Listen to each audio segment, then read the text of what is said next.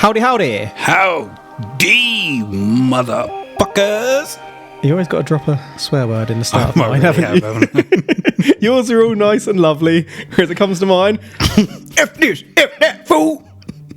And welcome. Bow. And welcome to But It Was Aliens. Hi. Hello.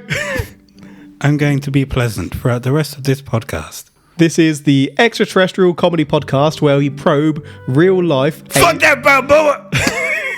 alien incidents. You're listening to this week's host, Kevin the Grey, and that deep vibration full of obscenities you heard just a second ago was this week's co-host, Granville Moonwalker. Hello.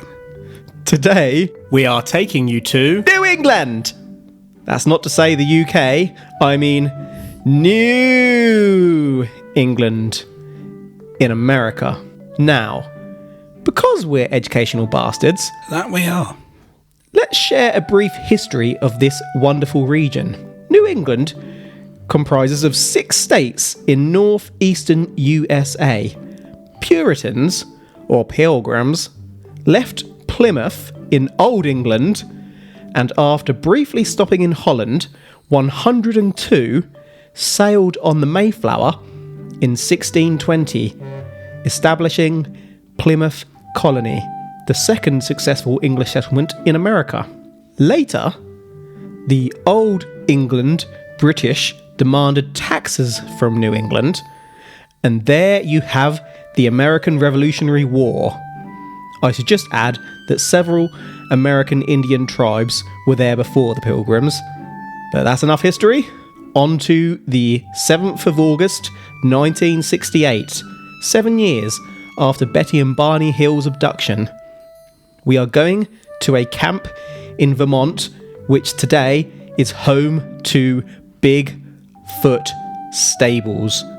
Bigfoot Stables. Bigfoot Stables. You look so excited. Have they found Bigfoot? Have they raised many Bigfoots? And do they ride them like horses? Can you imagine that? Loads of people riding around on Bigfoots, just piggybacking. They have races, like the Grand National. Bigfoots go past each other like... So Bigfoots are Wookiees? Wookiee is a Bigfoot, That is true. clearly. It's a little Bigfoot. Do you reckon they'd race like greyhounds or... Chasing... I don't know that they'd chase a... Or would they chase a rabbit? Who knows? Or are they ridden like horses? The fact that it's called stables. I'm going with Bigfoot horses. Horses with big feet. Bigfoot stables, a bunch of clown horses. They've all got massive, lengthy feet. They're just horses dressed up as Bigfoot. That's all they are. They're trying to fool everyone. What a name for a stable. Like painting a donkey black and white and calling it a zebra. I really want to do Bigfoot now. By do, I mean cover. Probe. Examine. There we have it. Kev likes them tall and hairy. We are actually off to With what... a certain in their voice. Careful making that sound.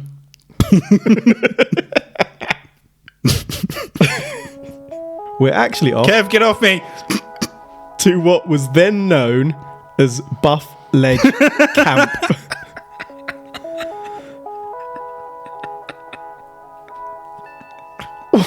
What? Two things popped into my mind. Buff Bagwell and then Big Papa Pump. It's a wrestling camp. Loads of They're big just buff on the people edge. with long hats. Just posing. And a double front bicep. So this is actually a summer camp. The kind of place kids go to in the summer to do activities. It's comparable to what we call brownies, Girl Guides, Beavers, Cubs and Scouts over here. Well, more so Girl Guides, as it was girls' camp, located on located on Lake Champlain On that 7th of August afternoon, a 16-year-old summer camp maintenance man, Michael, and a 19-year-old water ski instructor, Janet, were chilling at a boat dock on their day off. The swim team were away, and the camp was close to deserted. Michael and Janet were enjoying watching the sunset over the lake, Michael's penis raging and Janet's nether region quivering. I jest. All was innocent and calm. So, Michael is 16-year-old summer camp maintenance man Yep. at a girls' camp. Yep. You know why he took that job. I would have taken that job at 16 too. They were just alone, Yeah, everyone watching was the away. sunset. Mm-hmm. So was the whole camp gone? Pretty much, Just those two there? Pretty much. For how long? The day. Oh, okay. So it's not like they were gone for a week or a couple of days? No, they went out in the morning to a nearby town, I believe. We will get into this, but I'm going off the top of my head here. Obviously, I researched this as usual a while ago. But I think they went to a swim competition for the day. And so we're getting into late evening now when they'll be returning. Okay, fair enough. As I said, all was calm. But then, a brilliant, round light appeared in the dimming sky. Michael knew a little about the sky and thought that it was Venus. But then, the light appeared to grow larger. Then, the light began moving downwards in the sky. Down and down. It was almost as if it was getting closer to Michael and Janet. The round light began to flatten out in shape as it drew near. Perhaps it was a shooting star or a comet. You can... What year was this? It was 1968. Okay, so teenagers in the 1960s and teenagers now, or even when we were young, definitely had different things on their mind. There is no way I would be able to look at a ball in the sky and go, oh, that must be Venus. At 16 years old. You'd be like, there's a girl beside me, there's a girl beside me.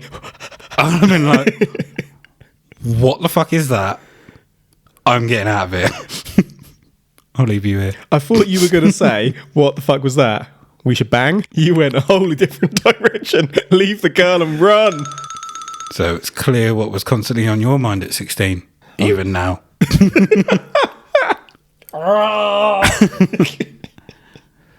But no, yeah, I definitely wouldn't have known what Venus was. It's quite astute, isn't it? Yeah. Or I obviously knew what Venus was, but I wouldn't be able to look in the sky and go, oh, that's Venus. Well, even now, I might look in the night sky and see a really, really bright light, and I might have to check to see whether it is Venus or whether it's another planet or even something like the International Space Station that flows past. I immediately go, that's a fucking alien. And then I wait to see what it does, and if it doesn't do anything, I go, it's just a fucking star. I really want it to be an alien. Next, 3 smaller lights began to fall from the larger light. This larger light moved back up and disappeared. That's no comet. The 3 smaller lights then moved over the lake as Michael and Janet watched on, fully clothed. The objects began zigzagging, falling like a leaf in the wind, and then looping and twisting as if Peppy Hare was on their radio. Do a barrel roll! Do a barrel roll! I was going to say maybe it was a falling satellite. So a satellite had, I wouldn't say blown up. I wouldn't say. But then... as if a satellite had fallen out of its orbit, got knocked by an asteroid or something, and had fallen. But then you mentioned that they start zigzagging and then Correct. changing, so it was like, oh, okay, maybe that's not the case. Yeah.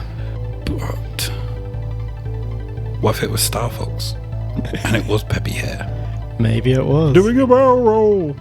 If you've never done this before, go onto Google and type in "do a barrel roll." I wonder if You are welcome. I wonder if that confuses a whole generation of children who didn't grow up in the 90s and early 2000s. I reckon it does. It's sensational. People kind of know it's a meme, but don't potentially know where it comes it's from. from. Yeah. How annoying it was. Do a barrel roll. I'm doing a fucking barrel roll. Fuck off. Done 16! Shut up, Slippy! Was a great game, though. Absolutely. I really want to play it again now. It probably doesn't hold up as well. Probably. Best to keep it in the memory. I don't know. Back on track. I think at this point we can call them objects rather than lights. The 3 objects moved in and formed a triangle. 2 of the crafts then pulled up, leaving the 3rd craft on its own, approaching Janet and Michael. A sound could be heard as this occurred, almost as if 1,000 tuning forks had been dinged all at once. The final craft passed directly over our star-crossed witnesses, then shot directly upwards and disappeared. So they formed a Triforce of Power Indeed. and then shot off. Indeed. I'm not sure what they gained from doing this. Was it just a show? What was the intention? I would like to think that they were scouting, because no sooner had it disappeared than the craft came back, tilted to the side, and dropped straight down, crashing into the lake. Ooh. Maybe they were actually searching for something. Mm-hmm. And it wasn't a, hey, look what we can do. We done a barrel roll. Or maybe that is what it is. They were showing off. They were like, there's some witnesses down there. Let's pull out all the stops. Peppy's on the radio. Do a barrel roll. Oh, he got a bit deep there, didn't he? Do a barrel. No, that's not it. If you're trying not to sound deep, there's no way I can do it. It's not deep. He's kind of croaky, Peppy, isn't he? Do a barrel roll. Do a barrel roll. No, it's not coming. So it's dropped into the water. Yes. Only one of them has. Yeah, the other 2 went back up, remember? Okay. And this whole time, these 2 just stood there and watched. They're watching the show, yeah. You've got a craft doing all this crazy shit, and then suddenly it just drops into the water. Maybe he lost control.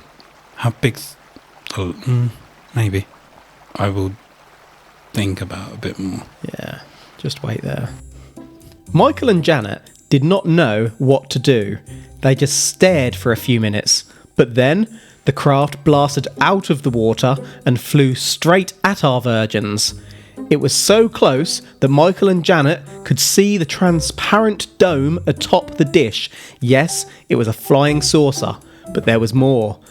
The transparent dome, being transparent, could be seen through. Michael could clearly see 2 childlike figures inside the dome. The creatures had big, bald heads, long necks, and large eyes going all the way around the side of their heads. Of course, I do have a drawing of a creature for you to look at, Granville. Here's Michael's drawing. Michael is a fine artist. But before we continue, it's a bit assumptuous of you, isn't it? I was wondering if you'd clock that. You didn't hear anything else I said, did you? You just held on to that.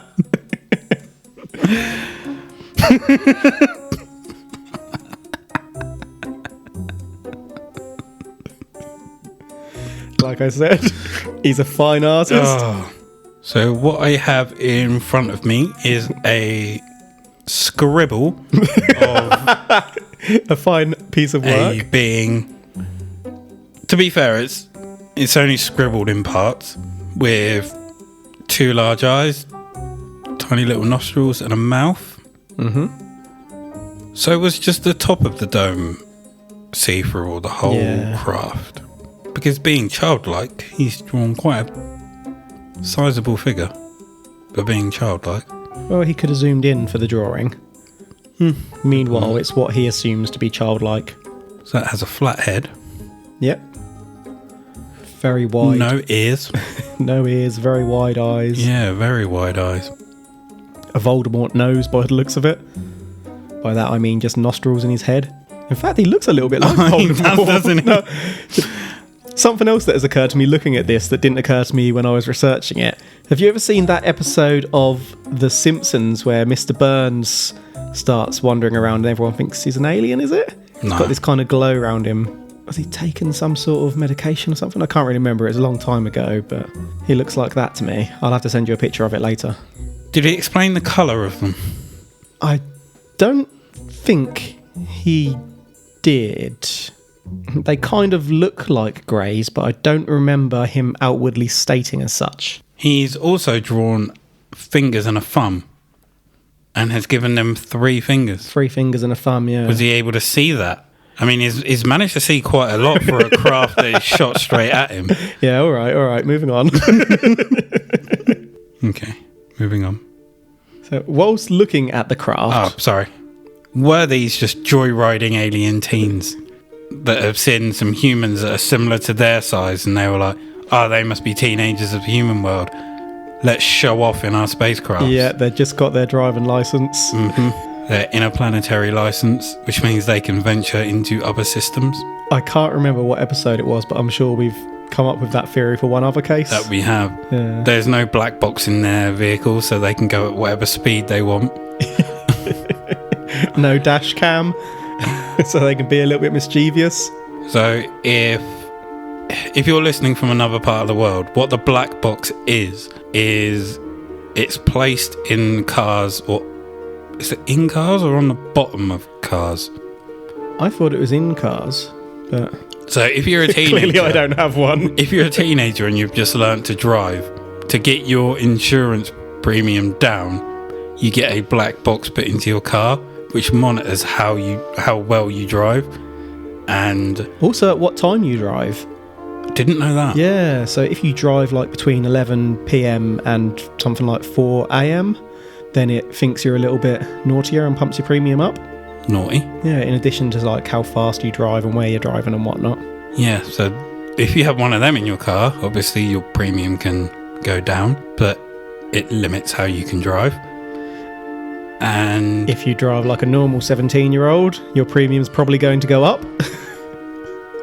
And bearing in mind, I'm an adult, I once rung up to get my insurance renewed on one of my cars, my old cars, which was an Audi TT. Mm-hmm. And it's the 225 brake horsepower one. Mm-hmm. So not the 3.2 turbo, one below it. And they suggested to me to put a black box in my TT. Let's just say that conversation went no further. Fucking black box my TT. What are you thinking? I miss that car. Really? I do. More so than you prefer that to your current car? I like my current car because it's lighter and nippier, but I do miss that TT. It was a beast. Might buy another one at some point. Whilst looking at the craft, Michael begun to feel some form of communication inside his mind coming from the craft. Michael did not feel fear as such. I do not feel fear! But inquisitiveness. Michael, looking at the creatures, slapped his knee. To Michael's surprise, one of the creatures slapped their own knee in return. The craft then moved closer still. It was at that point that Michael realised he fucked up. How did he see the knee? Because the dome is visible. It's all transparent. But so I did ask see how much you could see in. And I said like a standard amount. Because in his picture he doesn't show any lower limbs. So it just suggests that he could only see the top of the body. Did he slap his knee in that old-timey way? He raised it and slapped it, yeah. That old-timey... Like in a theatre. Or theatre. The creature slapped its own knee. Yeah. Was that a sign of war? A declaration of war? I'm glad you got there in your mind, because that's what I was thinking. Like, he's just communicated some sort of symbol that he doesn't know what it means to the aliens. Mm-hmm. That could be anything. He could have just insulted their mother or their father. Who slaps their knee? Michael. Michael slaps his knee. So he's 16 years old. He slaps his knee. He knows where Venus is. I'm really sorry, but this guy's a dork. He's 16 years old and he works at a camp. What are you expecting? I thought he was going to be like a normal randy teenager. He's McLovin. McLovin's cooler than this. One of the dudes from American Pie trying to scheme on some letters. So did it slowly just like creep in Yeah. at this point? So what's the name of the girl and what did she do at this point? Janet. She's there. But what's she doing? She's watching. Like, Michael's slapping his knee and declaring war. I'll get on to Janet in more detail in a will moment, you? but she's still there. Is there about to be a war over Janet? Not exactly. The craft, overhead, fired out some kind of beam, not dissimilar to our podcast logo.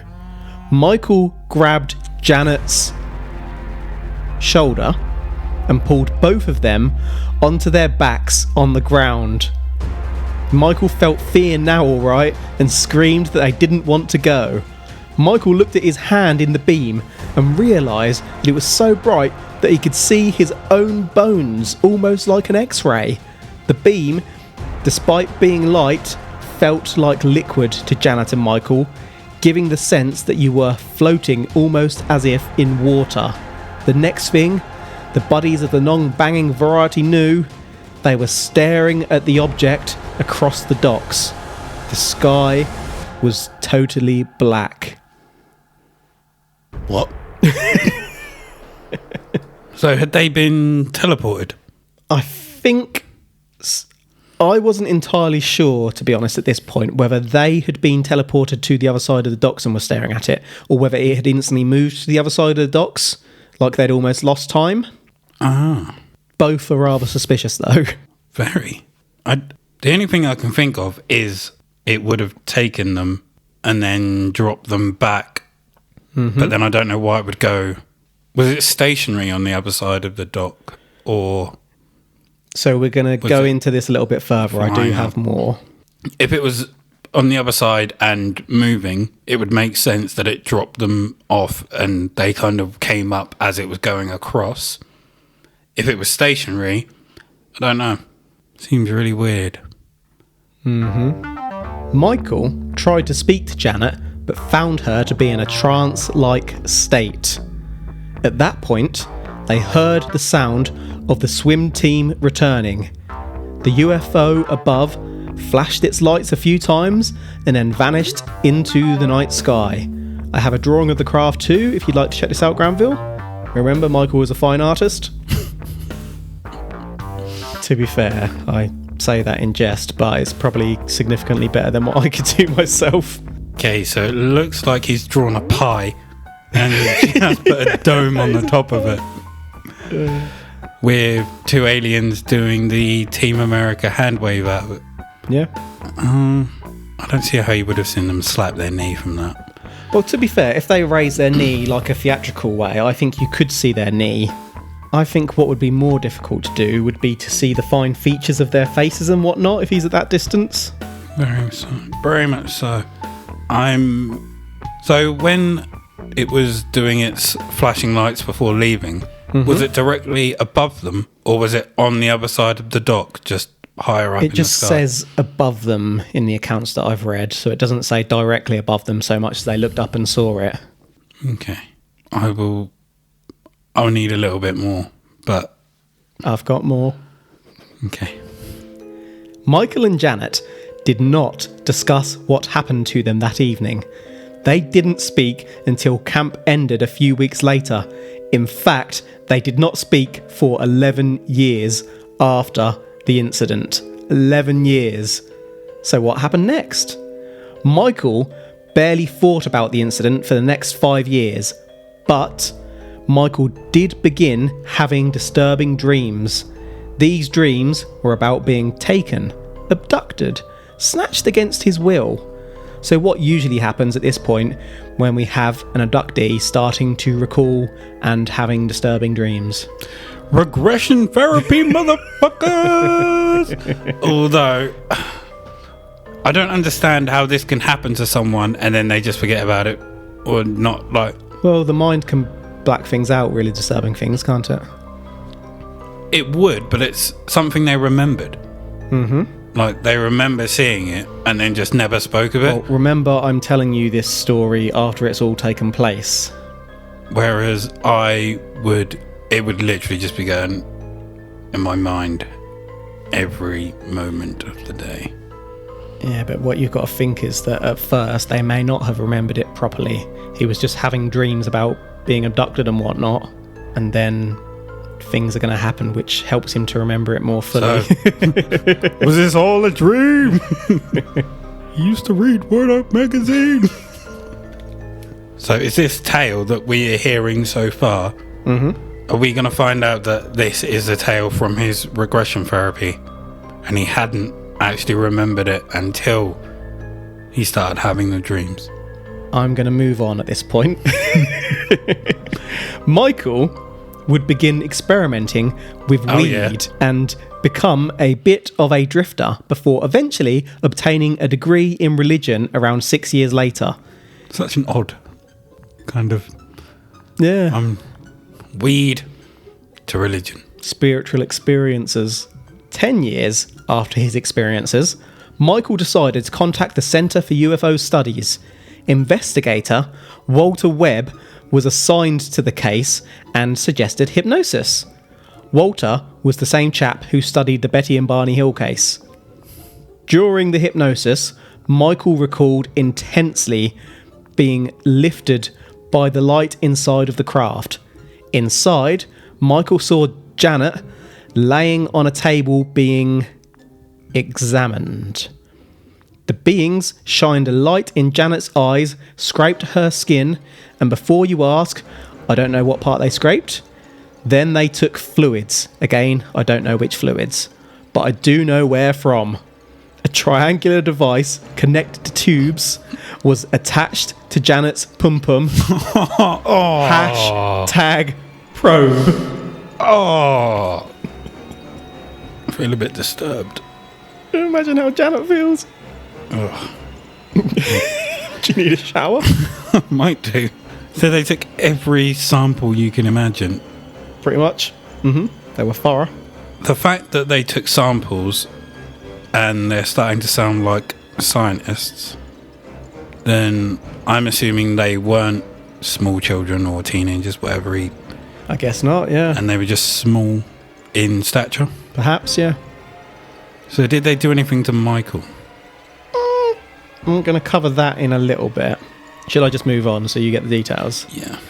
Although, am I going to want the details? You're going to get them regardless. Michael, under hypnosis, explained that the aliens, because that's clearly what they were, had 3 webbed digits and felt clammy as if they had been wet. Water wizard aliens. They had a mouth without lips, no ears, and just 2 small openings for navel cavities. But that's not all, because they communicated with Michael. The aliens let Michael know that they were making life like their own in other places, such as Earth. Apparently, the aliens had visited Earth before too, but begun returning to Earth after they detected atomic bomb usage. So they're making life like their own. Yep. Then they're coming back to check on them. Are they interbreeding, or are they using, for example, the eggs of a human to hatch themselves, like an incubation chamber? Like Alien, like a xenomorph. Yes.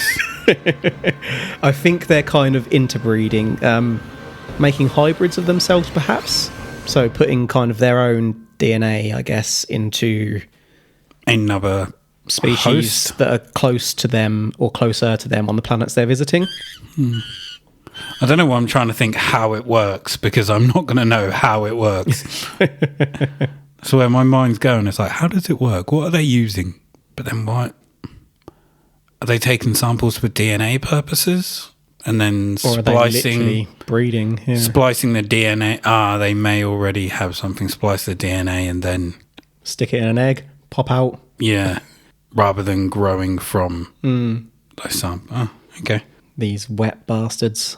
So webbed fingers, Did they have webbings on their arms?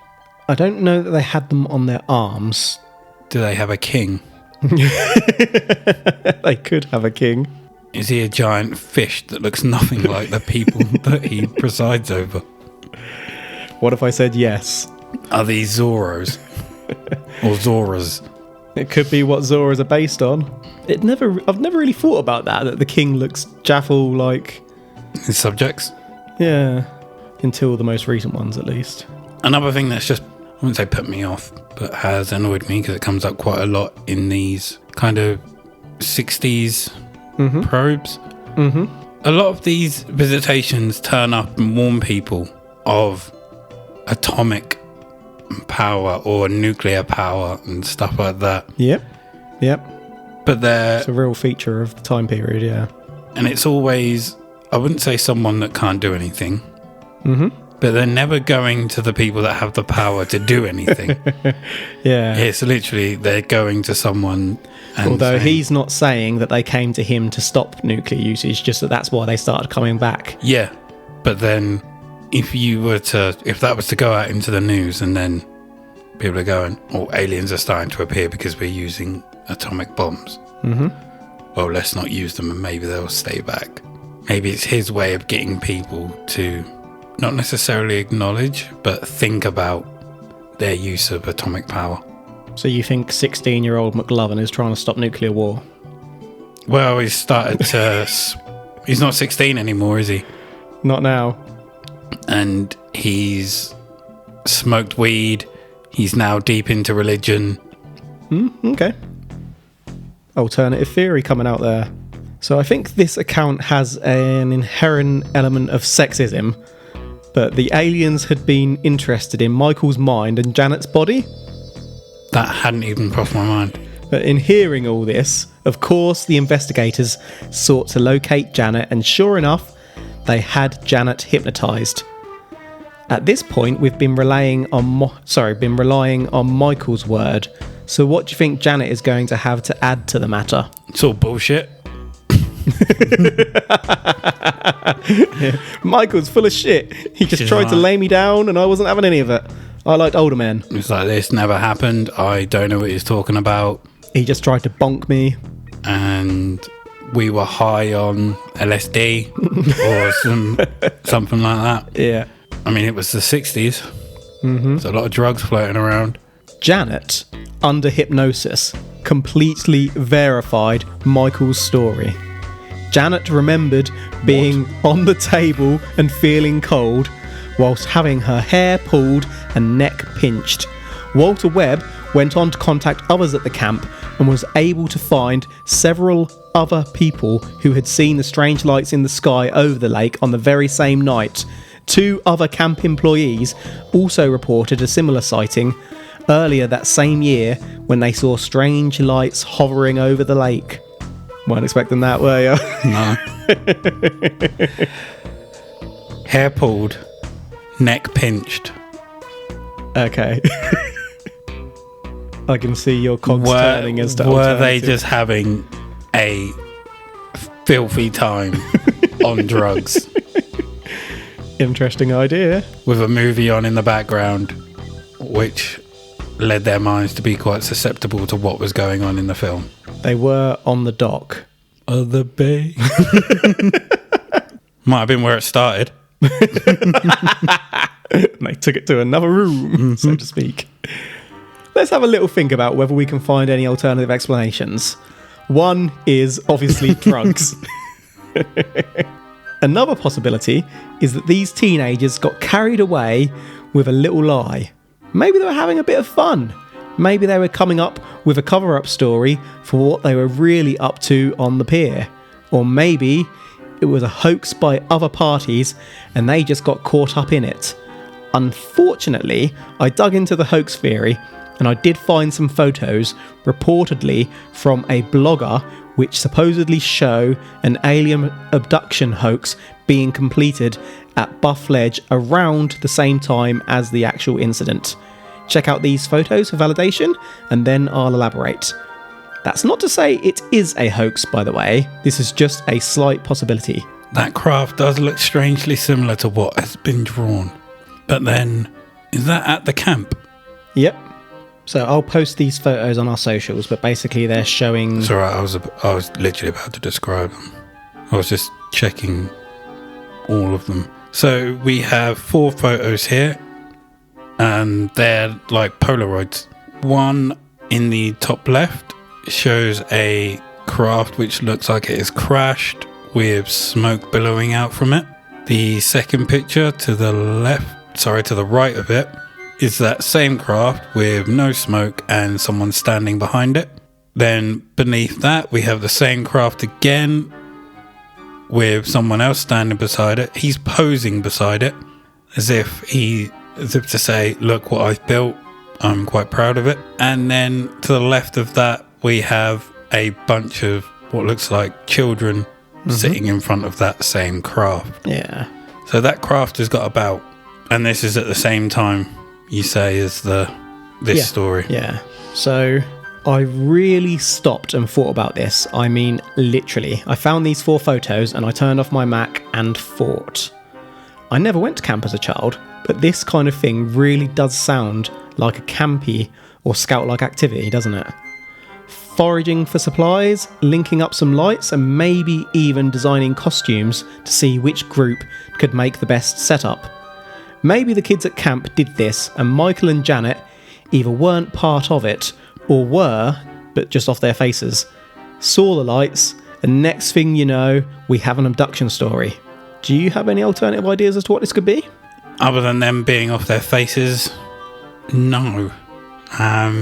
The aliens were described as childlike and not Bigfoot. So there was no Bigfoot involved. Mm-hmm. They weren't just holding the craft up and walking around with it going... So, yeah, it could just be the fact that they'd seen that there, pucked up off LSD or some other drug at the time, and that's what they came up with. Obviously, as I mentioned, with the Bigfoot girls' riding stables being there now, the camp is no more. That's basically our story. People who went to the camp are actually quite frustrated, as now it's known solely for the UFO abduction, and they can't find anything out there about their happy memories as children. So there you have it. Buff Ledge. To summarise, we've had Michael and Janet sitting on a dock. We initially had one possible mothership, which then released 3 crafts, so that's 4 UFOs in total. The crafts displayed some mad skills in the air before 2 of them went back up and away. The third crashed into the water but then came back up a few minutes later and hovered close enough for the teenagers to see inside. Michael saw 2 childlike creatures and slapped his knee. A creature copied. Next thing he knew, Michael and Janet were being beamed up. Janet was basically #probed, whilst Michael watched. They were returned and the crafts flew away. There were witnesses who saw strange lights in the sky. 10 years later, Michael and Janet were hypnotised and recollected the abduction. Before we conclude, did you want to go over anything? Did these 2 stay in touch after camp? In terms of during the 11 years No, they completely didn't. After this event, they just completely stopped speaking to each other, didn't speak to each other again until after she was hypnotised, I believe, and aren't in contact to my knowledge. Do we have anything on what they've said now? Just what I've covered. As in, so they both support the story separately. I'm going drugs. I can't say this is aliens. So are you saying that it was aliens? I can't say. So for me, this is a hoax. I think they got bored, either tripped out on LSD, or I keep going to LSD. You do, yeah. Tripped out on some drug at the time, or they just thought it would be funny to come up with a hoax, and it went a lot further than they expected it to go, and couldn't turn around and go, oh no, we were just lying. And now it's become embedded in their head that it happened. Yeah. So when they are hypnotized and asked about it, those memories come up. Yeah. Because, like we say, regression therapy isn't necessarily truth. It just comes up so often, doesn't it? And there are quite a lot of people who have been, or who have had regression therapy and have come out and said it was a lie. So I can't say this was aliens. Yep. On that note, I'm not saying that it was aliens either. This one was fairly straightforward. I do really enjoy these single story ones. They follow such an easy narrative and lets you come to a natural conclusion without any doubt. I found it strange that there were witnesses who all saw the lights and whatnot, but we've gone over our suspicions around hypnosis several times, so that just wasn't enough to hook me in. I also quite liked the idea that a bunch of younger children may have convinced 2 employees that they were abducted as a camp project. Meanwhile, if they were creating all these lights in the forest, then that could explain why the witnesses saw the lights, I guess. Any final thoughts?